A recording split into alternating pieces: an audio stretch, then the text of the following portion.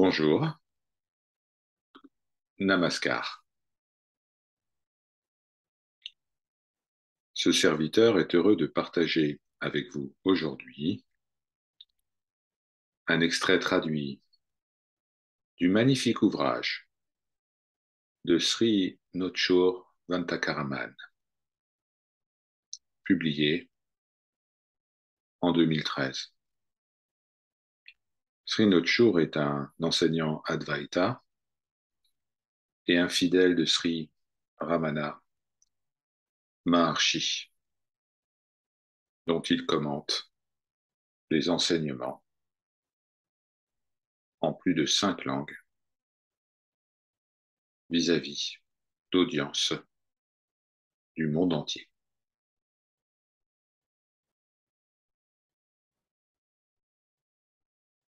L'être, l'être immuable et absolu est tout ce qui est. On le désigne parfois comme Sat, Chit, Ananda, existence, conscience et plénitude. Dans cette plénitude, dans ce substrat appelé Adhisthana par la tradition védique, un mystérieux rejeton appelé moi-je, construit par les désirs, les ambitions, les conditionnements, les hypothèses, et surtout un immense souhait d'exister en tant qu'individu. Eh bien, ce rejeton naît. C'est l'ego, jiva en sanskrit. En réalité, cet ego est un fantôme. Il n'est pas réel. Aucune arme, ancienne ou nouvelle, ne peut tuer cette ombre. Arrêtez de vous inquiéter au sujet de cette apparence non existante. Regardez au-delà, transcendez cette idée du moi-je. Vous verrez que l'ego est comme une fine pellicule qui recouvre la lumière qui se trouve derrière elle. Cette lumière, derrière ce moi-je, est le véritable soi, Atman. L'ego se déplace devant cette lumière et cette lumière les traverse, un peu comme un projecteur. Nous nous trompons en pensant que les noms et les formes qui sont vus dans le film sont réels. En réalité, seule la lumière est. Cette lumière est appelée parfois Dieu, Brahman, Atman, quel que soit le nom que vous lui donniez. Alors, regardez à travers le moi-je et voyez cet être divin et infini. Focalisez-vous uniquement sur ce qui est réel et l'ombre, le moi-je disparaîtra naturellement. Regardez à l'intérieur et reconnaissez l'expérience de cette essence comme étant l'être illimité. Cet être qui n'est pas confiné dans un corps et un mental. L'ego limité n'est pas votre véritable centre. Mahākāsha, l'espace infini qui est de la nature de la connaissance, est votre véritable nature. Cela peut être reconnu dans le cœur par l'introspection. Il faut tourner son regard vers l'intérieur. Il faut observer ce centre duquel surgissent les étincelles des pensées. Cette source est le feu sacré, la puissance de la conscience. Elle est appelée Devatmak Shakti, dans les Upanishads.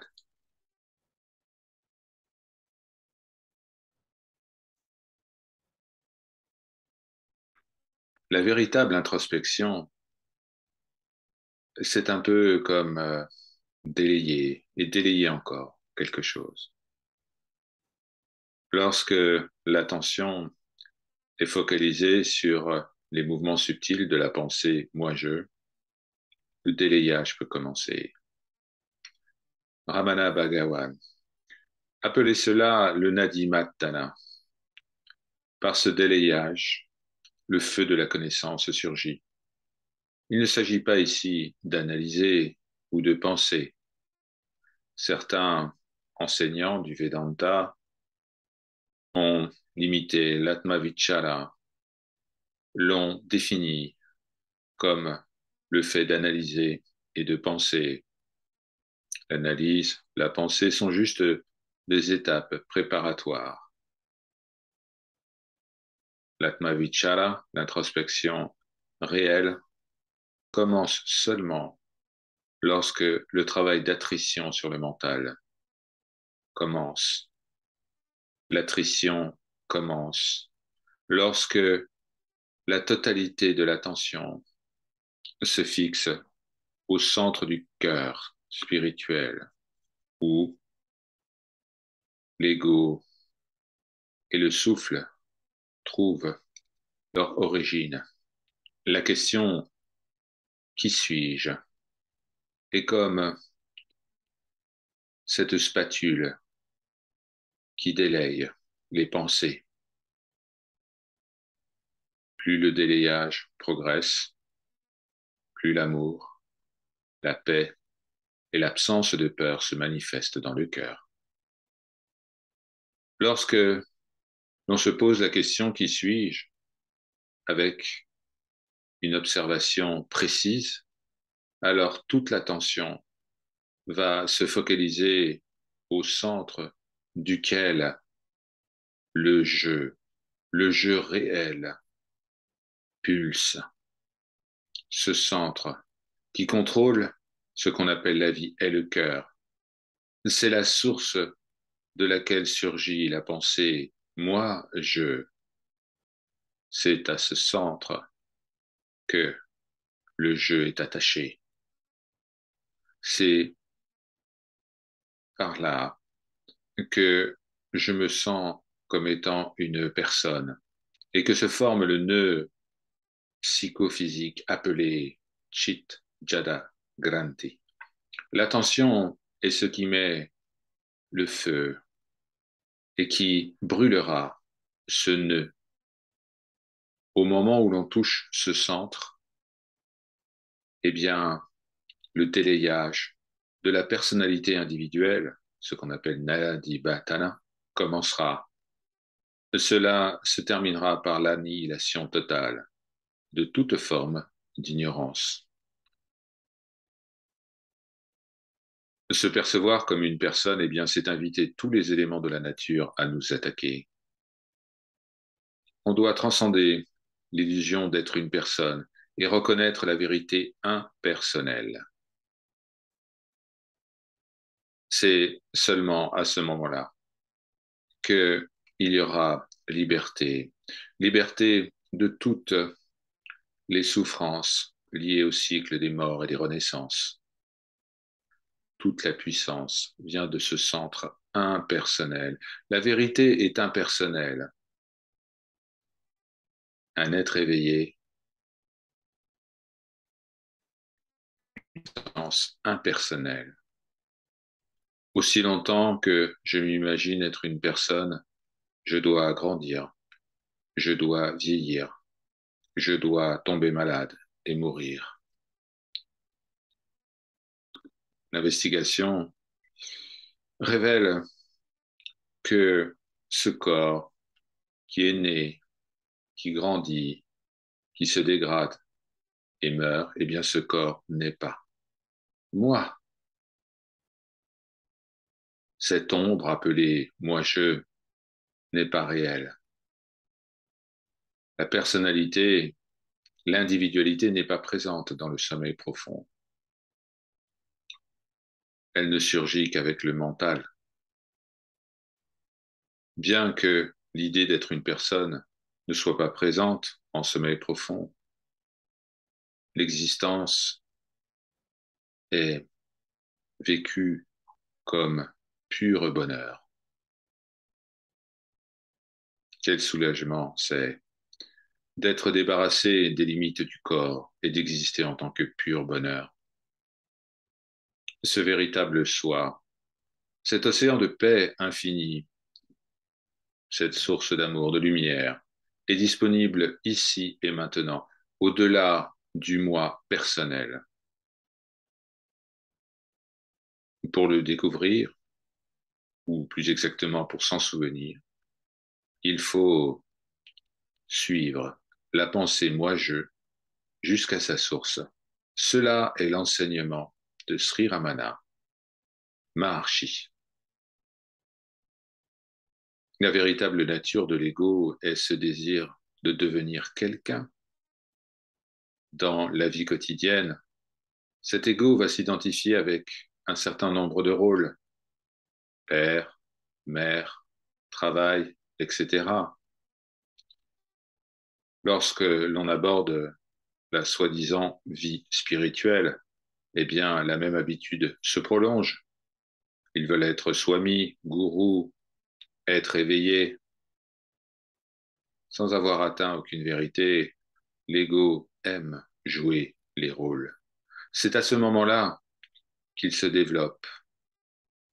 Découvrez qui veut devenir ceci ou cela. Sri Ramana Maharshi disait, pour être ceci ou cela, eh bien, sachez que c'est méconnaître sa véritable nature. Découvrez qui vous êtes. La libération, mukti en sanskrit, n'est pas un état qui doit être atteint. Posez-vous la question. Qui est ce je qui veut se libérer? Ce je qui est seulement une ombre disparaîtra lorsqu'il y aura révélation de cette liberté toujours acquise, cette liberté éternelle du soi. Maintenez ce questionnement. Qui suis-je? Constamment dans votre cœur. Il portera un coup fatal à l'ego, dont la nature essentielle est devenir. Lorsque le mouvement illusoire du changement s'achève, l'être. L'être qui est éternel rayonnera dans toutes les directions. Cela est Sat Chit Ananda, existence, conscience et plénitude. Le petit jeu qui veut se libérer, qui veut être une personne spirituelle, n'est pas le véritable jeu. Ignorez-le. Regardez au-delà. Posez-vous la question. Qui veut atteindre la libération? Qui désire être plus spirituel? La réponse sera moi. Alors, posez la question ultime, mais qui est ce moi? Ce moi, ce petit jeu disparaîtra. Il révélera la fraîcheur primordiale du substrat universel.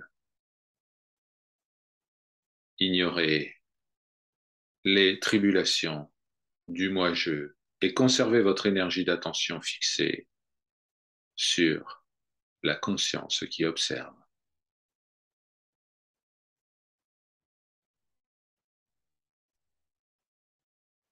Lorsque le regard intérieur se fixe sur la conscience qui observe, toute forme de dualité cessera.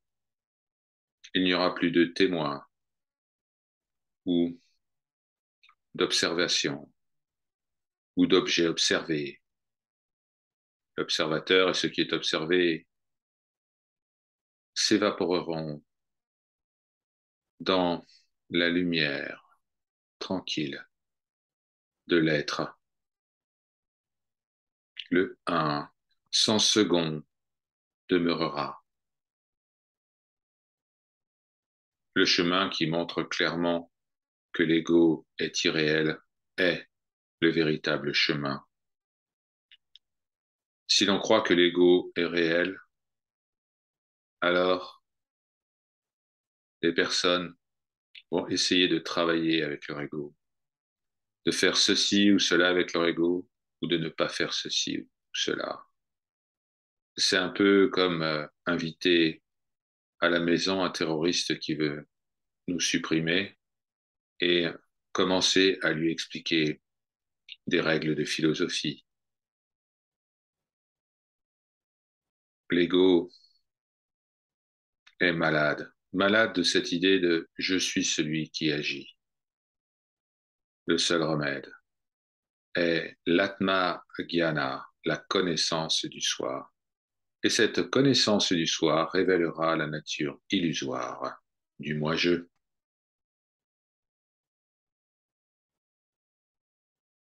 Sur le chemin se produit la reconnaissance que la personnalité, l'individu est irréel. Grâce à une vision juste, l'abandon authentique au pied du Seigneur s'épanouira dans nos cœurs. Dieu est la seule source. Cette idée folle du moi-je nous a mis à distance de ce que nous sommes en réalité. En tout cas, en apparence. Alors tous les sages disent, je veux revenir à la maison, je veux retourner chez moi.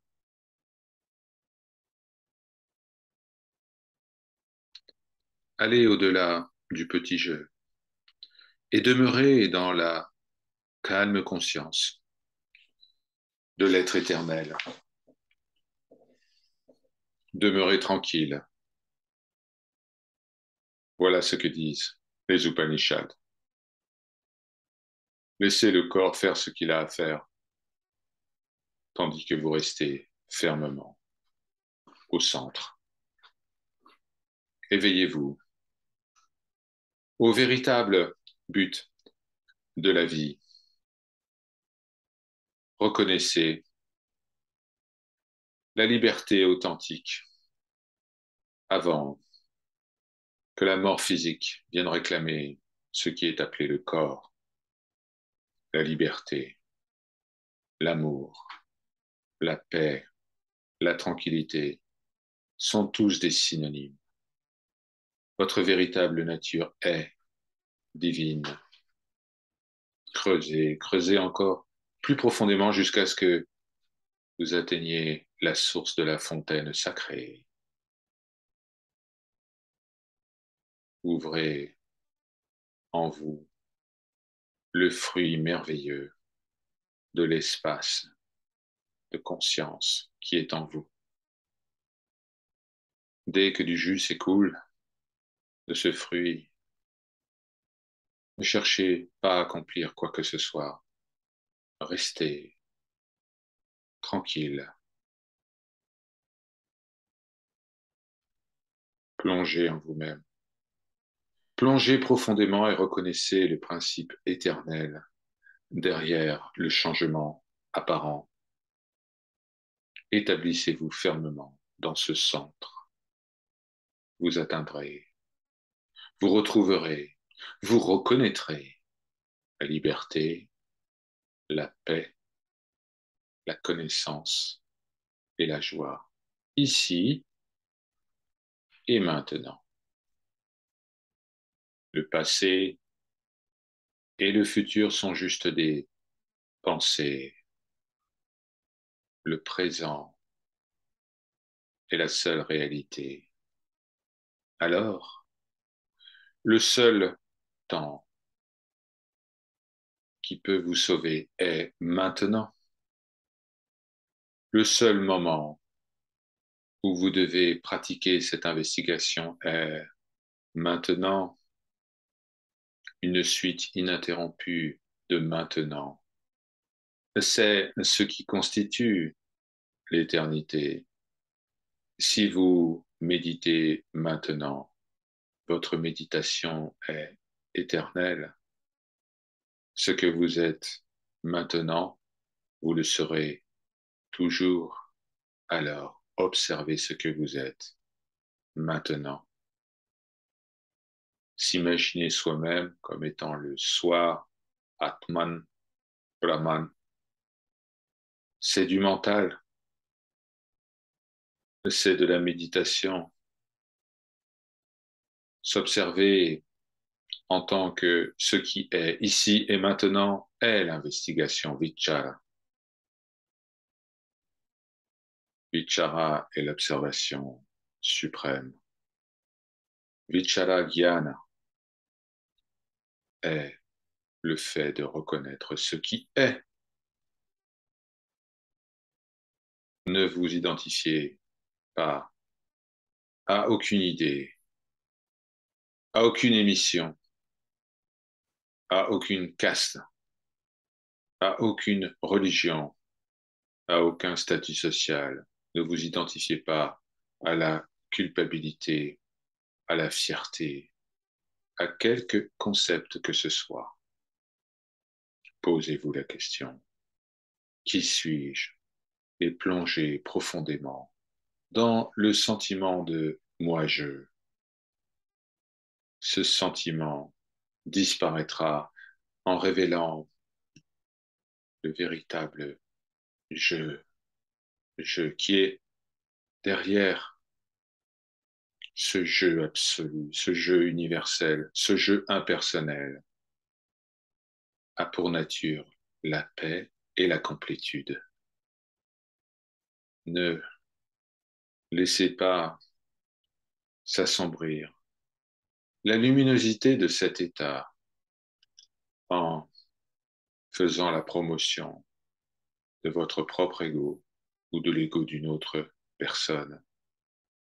Demeurez dans le silence profond de votre véritable être. Seule cette conscience lumineuse est, à partir du moment où l'attention se détourne de ce qui est, elle ne contemple que ce qui n'est pas. Alors, au sein de cette conscience omniprésente, immuable, éternelle, surgit moi, je, mon, lui, toi, etc. Cette force mystérieuse du mental doit être pistée jusqu'à sa source afin de demeurer dans la conscience absolue. L'absence de désir est la source de toute joie. La possession amène tous les attachements liés à la dépendance, à la jalousie, à la peur, à l'anxiété et à la détestation. L'homme qui est sans désir est heureux. En observant la souffrance générée par le désir, il devient évident que tous les désirs doivent être consumés dans le feu de la discrimination. Viveka. Vous pouvez voir que toutes les souffrances du monde proviennent du chaos des désirs.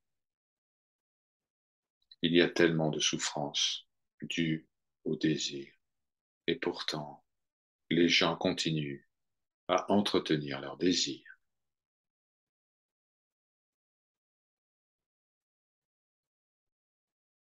Lorsque tous les désirs du cœur ont été abandonnés, Alors, il y a souvenir de l'immortalité, ici et maintenant. Il y a souvenir de la gloire, toujours atteinte, de l'Atman. Il n'y a qu'une seule réalité qui brille en tant qu'essence, toujours présente, de l'être.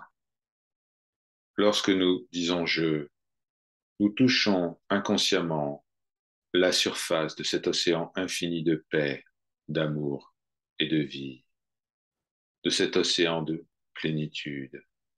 Un milliard de noms et de formes surgissent, explosent et disparaissent, comme de simples bulles. Rien ne se produit pour cette essence. Les bulles, les vagues, ne sont que de l'eau. Salila eko, drashta dvaito bhavati, disent les Upanishads. Lorsque vous voyez cette eau, cet élément essentiel prendre toutes les formes de l'océan, les vagues, les creux, la glace, les bulles, eh bien, vous ne voyez plus que de l'eau, qu'une essence. Même en voyant les noms et les formes de toutes les vagues et de toutes les bulles, votre connaissance au sujet de l'essence de l'être oriente votre regard sur l'eau qui les compose. De cette manière, lorsque vous voyez toutes les émotions, toutes les pensées qui surgissent en vous comme des bulles et comme des vagues, qui surgissent dans l'océan de conscience, et lorsque vous voyez l'énergie divine de l'Atman comme substrat infini de toute chose, vous êtes véritablement établi dans la non-dualité, Advaita. Vous ne serez plus jamais égaré par la multiplicité des noms et des formes. Même lorsque le mental tentera de vous déstabiliser, vous serez établi dans le un absolu. Lorsque un visage du soi devient complètement libre de toute forme d'ego, alors l'amour inconditionnel rayonne. Cet amour est la manifestation de Dieu au travers de l'apparence humaine. Cet amour n'est pas une émotion, il est un état impersonnel. Un tel visage du soi est une personne sans personne. Seule une telle personne peut devenir un enseignant. Il est comme un centre qui va avaler l'individualité de l'élève, du disciple qui se tient à ses côtés par sa simple présence ou par l'enseignement. Lui seul peut aider des disciples mûrs à perdre leur personnalité égoïste et goûter à nouveau la fraîcheur de notre état naturel. Certains disent, mais si nous perdons notre individualité, comment pouvons-nous vivre dans ce monde? Qui va gérer notre vie? Dieu, qui est le résident qui demeure dans tous les cœurs, le Wishwatma. Eh bien, Dieu tombe amoureux de cette personne sans personne et va s'occuper de la vie physique aussi bien que des parents s'occupent d'un jeune enfant. Au travers de nombreux cœurs, il va protéger ce fidèle et accomplira toutes les tâches en son nom. Cela est la promesse de la Bhagavad Gita. Yogaksheman Vahamyaham. Cela seul est la dévotion suprême. Ce moment où la personne cesse d'être une personne et pourtant demeure apparemment comme une personne. Demandez-vous constamment. Demandez constamment à votre résident, ô Seigneur, comment puis-je devenir sans ego? Priez, priez avec tout votre cœur, ô Seigneur. Achève, achève cet ego et règne dans mon cœur en tant que mon suzerain. Cette soif de se débarrasser du petit jeu arrogant dans le feu de la connaissance de l'âme doit être générée avec tout l'être, de tout son cœur, de toutes ses facultés, de toute son âme. Ce feu va brûler toutes les impuretés. Ce désir brûlant de perdre la notion d'individu, de se dissoudre dans l'absolu divin, eh bien cela invoquera la force mystérieuse de la grâce. Alors cette grâce, appelée Atma Shakti, prendra possession de ce qui est appelé corps et mental par sa propre puissance.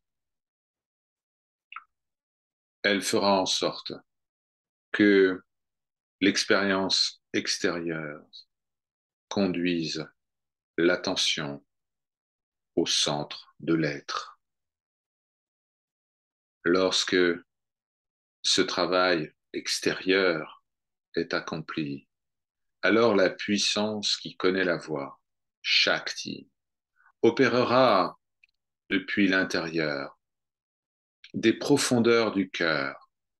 Elle attirera le mental vers le centre jusqu'à ce que le mental soit totalement absorbé. La lumière, la pure lumière, la lumière magnifique, seule cette lumière demeurera.